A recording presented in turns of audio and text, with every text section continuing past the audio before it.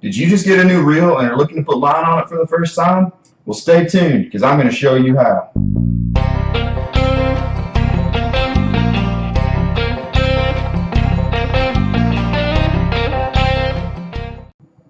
Hi, I'm Cole, one of the two brothers involved in Riot fishing, and today is our first video of our instructional series on how to get people out and fishing.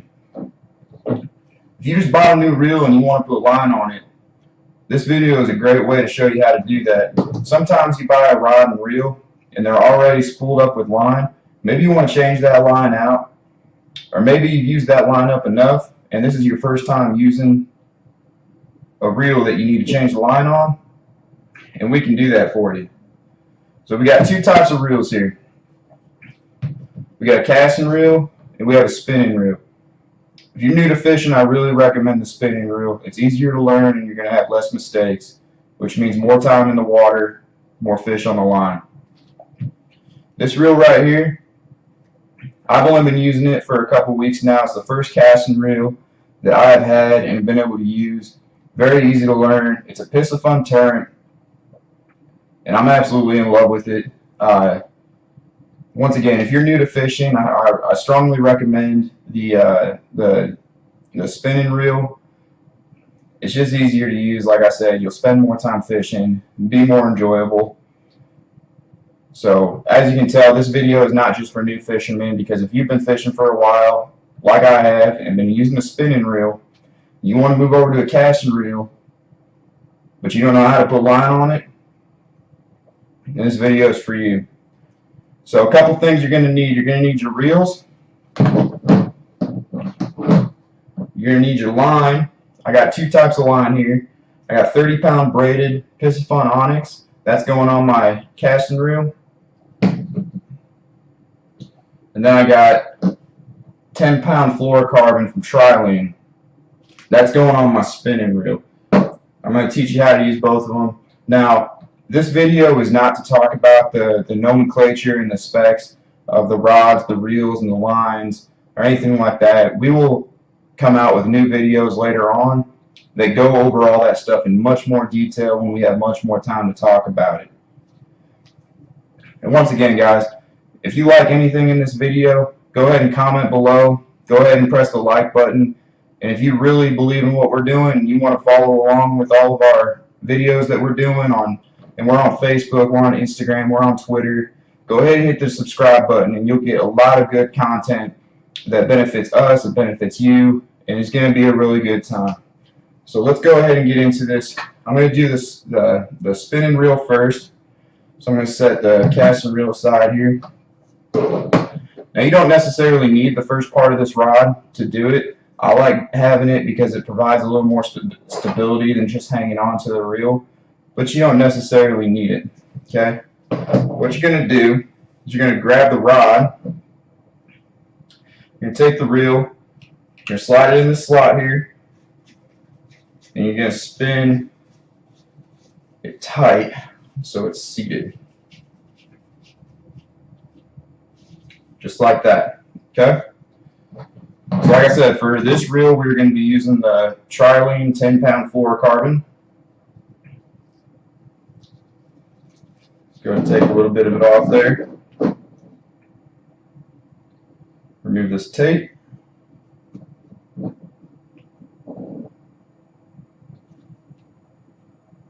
Okay, now first thing you want to do with the reel is open up this cage here.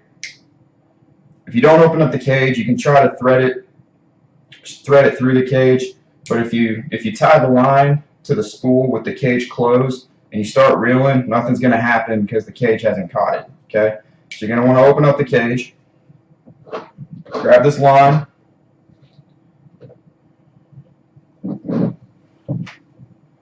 okay, and you're going to tie just a simple knot around the cage. You can look up how to tie your own knots. It doesn't have to be a specific knot. This is just a knot to keep the line on the reel. One of the videos we're going to be doing later is specifically dedicated to knots, and that'll probably be Derek doing that one, my brother.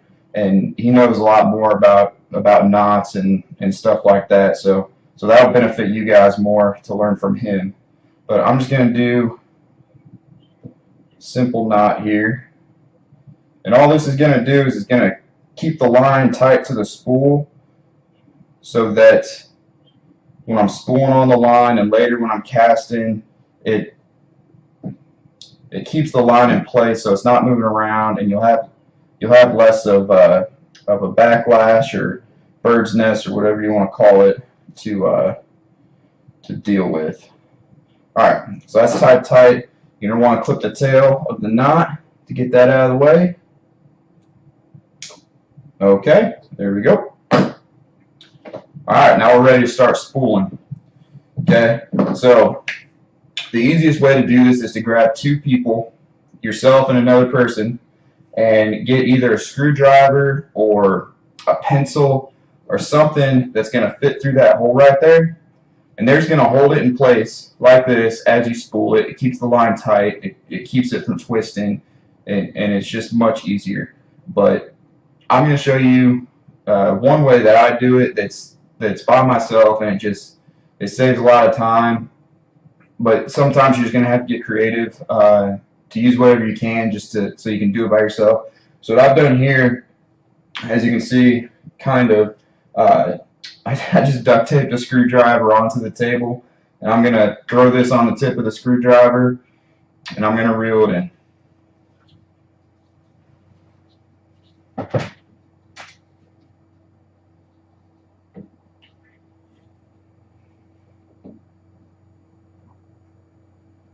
All right, just like that.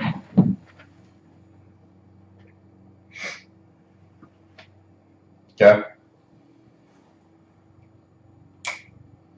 So now you're ready to start reeling and spooling the line. So you're going to want to close the cage.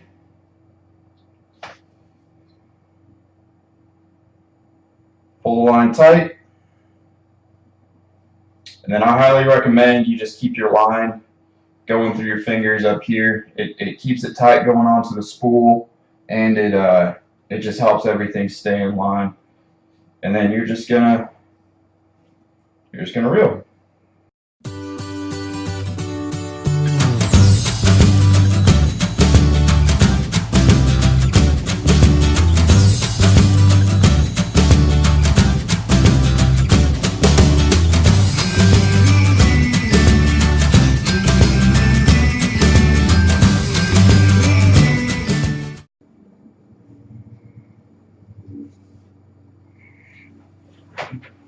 Okay. Finally got it all spooled. As you can see, I was running into some difficulties with my little homemade duct tape screwdriver line holder thing. So first I tried putting the tape on top of the screwdriver to keep the line from falling off there, and then that wasn't working. So then I took some duct tape and duct taped the line to the table. That started working a little better, but like I said, you got to come up with your own way to do it. There's a couple tools out there that can help. I know Piscifun makes a great tool, but if you just have another person that can hold it on a pencil or on a screwdriver and you reel it in, it makes it a lot quicker. And if you have any ideas on how to help other people or help us do it, obviously I need help doing it because that wasn't too impressive. Go ahead and comment below, and then just let them know, let us know, you know, your ways that you do it. All right, so spinning rule's all spooled up here. So what you're gonna do now, you're gonna take this, leave a little bit out, and cut the line, and then on these spinning reels here,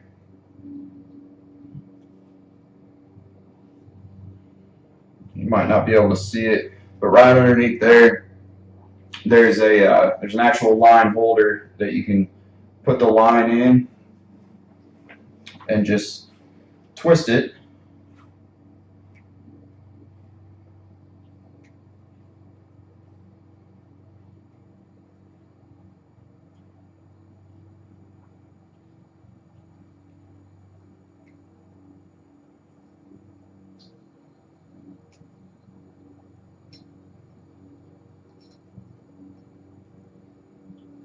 Put it in there, stays in place. There you go. You got your spinning reel all spooled up with line.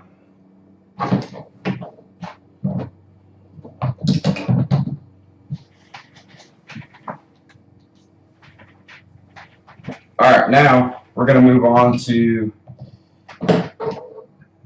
the casting reel of the Baitcaster. Now, like I told you earlier, these ones are a little more difficult because you control the stopping of the line with your thumb. So as the line goes out, when you want the line to stop, either as it hits the water, before it hits the water, you just put your thumb down. But when you're getting new to baitcasters,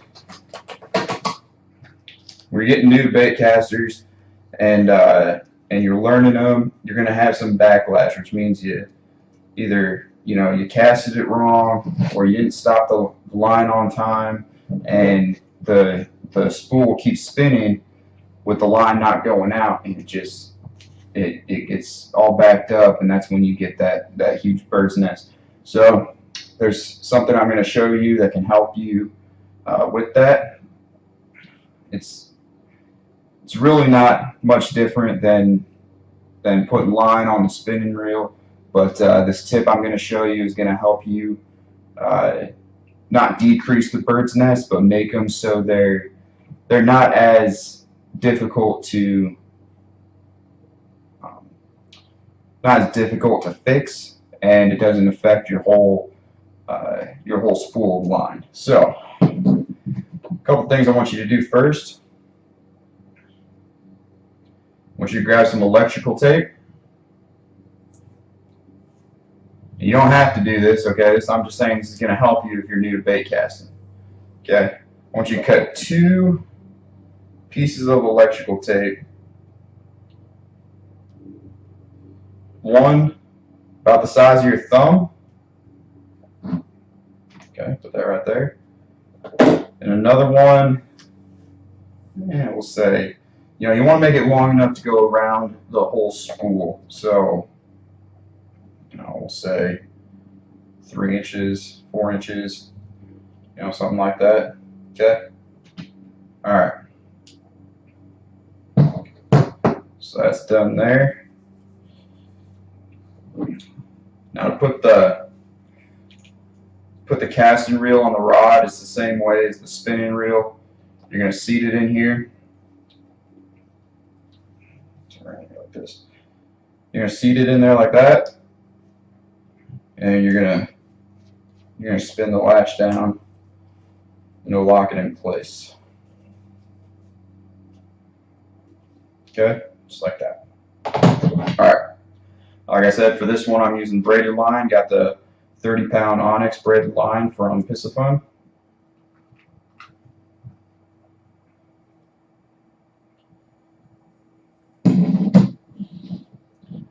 Take some line out. Excuse me. Now, on this bait caster here, you're going to have the hole in the front of the bait caster. You're going to run your line through there.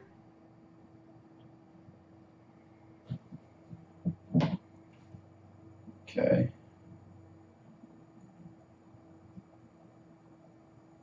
Now, if your baitcaster spool has holes in it, like mine does, go ahead and thread your line through those holes and then tie your knot. If it doesn't have holes, just go around the whole spool once, tie the knot, and latch it tight. Okay? But like I said, mine has holes, so I am going to put my line through those holes. That just helps it stay in place a little bit better.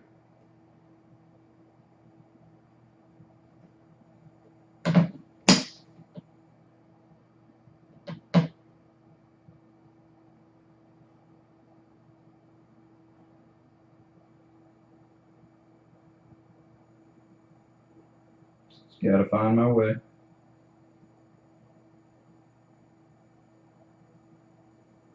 There we go. Alright. I got my line through those holes. It makes it easier if you release the spool with the button, because then you can move your spool backward and forward to work with it a little better. If you don't release it, it's just gonna be tougher to do. Okay, so like I said on the last one, no in particular knot, just do a knot you're comfortable with. It's gonna keep the line onto the spool. Nothing too fancy.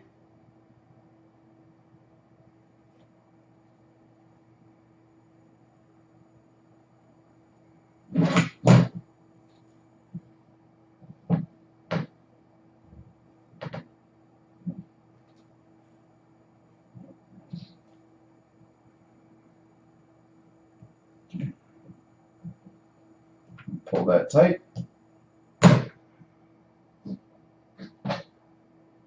That slack out of there and cut off the tail.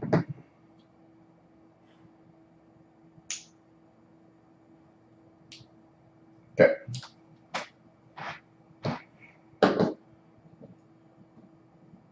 Alright, now what I want you to do, I want you to grab the piece of tape that is about 3 to 4 inches long that's going to cover the entire spool. I want you to lay it on top of that line, and with the spool released, I want you to reel the spool towards you with your thumb to make sure this covers the entire spool. Now what this is going to do is not necessarily help with that backlash, but it's going to help your line stay in place so it's not sliding back and forth on the line, which will essentially help with the backlash, but it will just help your line stay in place better. Alright, so line it up good there. You might have to correct it a couple times, but you're gonna pull it back with your thumb while laying it into place. Make sure it covers the entire spool.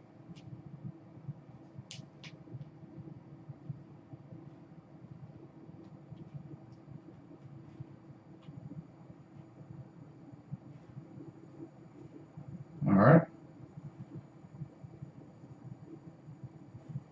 Okay. So it's going to look like that, if you can see it. Okay, just electrical tape covering the entire spool.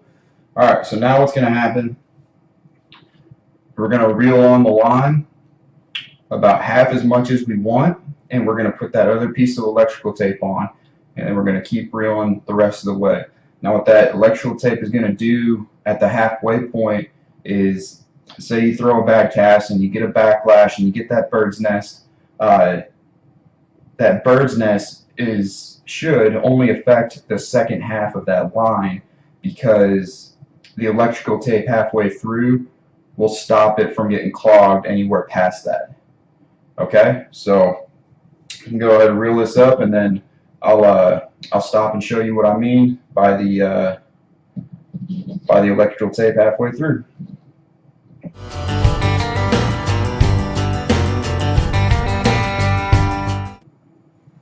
Okay, so I'm about halfway through here. Pull the line tight, like that. I'm going to grab this other electrical tape the size of my thumb. I'm just going to throw it over top of the spool facing upwards. No need to release the spool this time.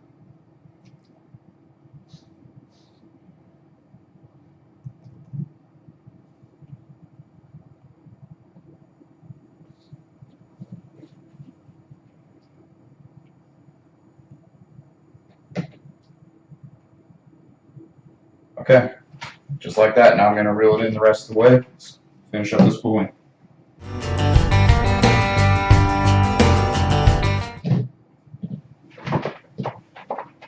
Alright, so I'm done spooling it up. Do the same thing I did on the other one, where I just cut the line here. I'll leave a little bit of slack there. My reels, there we go. Alright.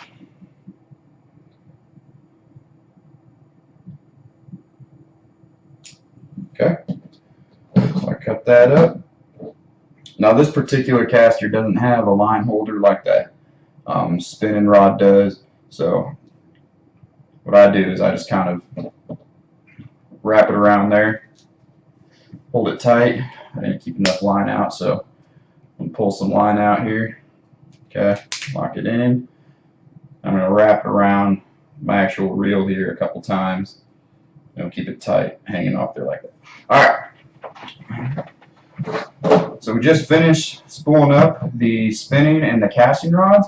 One thing I did forget to mention, when you look at your spools, so on the casting rod, you're going to look at the side of the spool here. And on the spinning, you can look at the top or the bottom, the edge. Okay, make sure when you're spooling the line onto the reel, your line does not go past that edge. Okay, that essentially shows you how much line that can hold with the weight and the type of line you're putting on there. When you get your reel on the box, it'll have recommendations saying it'll hold a certain amount of yardage for a certain pound braid and a certain pound fluorocarbon. So you can use that to kind of judge how much line you're going to put on. But, you know, in all honesty, you know, no one is out there casting a 100-yard cast, you know, especially in fresh water. So you're not going to really have to worry about it. So if you put 50, 60 yards on, you can always put more line on. But if, you know, especially with braid, if you're planning on keeping it on there for a while, because you don't have to change it out as much as fluorocarbon or monofilament, you can put more on there, but just be sure you don't go over the edge of the spool. Thanks again, everyone, for joining us and watching our first video here at Raised Riot Fishing. This is our first video on our Introduction to Fishing series. We're going to have more of these coming out. We're going to have product reviews. We're going to have fishing content of us teaching you guys how to fish lures, areas, certain times of the day. We're just so excited to get this started and rolling out. You know, remember to take a kid fishing. If you have your own kids and you're learning how to fish, that's awesome. We're going to do an entire video centered around taking kids fishing, what you need, where you should go, what to do when you get there, how to handle situations. We're going to do an entire video on that, and so we're just awesome to bring that to you to hopefully get you guys out there, get you fishing, get your kids fishing. If you don't have any kids, I strongly encourage you finding family members, neighbors, friends that have kids that don't go fishing themselves and get them out on the water. They would absolutely love it. If their parents don't know how to fish, take them as well. Teach them everything you know, everything you have learned, and hopefully we can just bring more people in to loving this hobby that we all enjoy doing. I want to thank you again. Raised Riot Fishing. We're going to be doing videos every week, so we'll see you back here next week. And before we go, I want to thank all the servicemen and women fighting for our country, fighting the good fight. Couldn't do it without you. First responders, you guys are great. We love everything that you do. Put you alive on the line every day. We couldn't do it without you guys either. So I hope everyone learned something. Feel free to comment below. Hit that like and subscribe, and we'll see you next week. Raised Riot Fishing.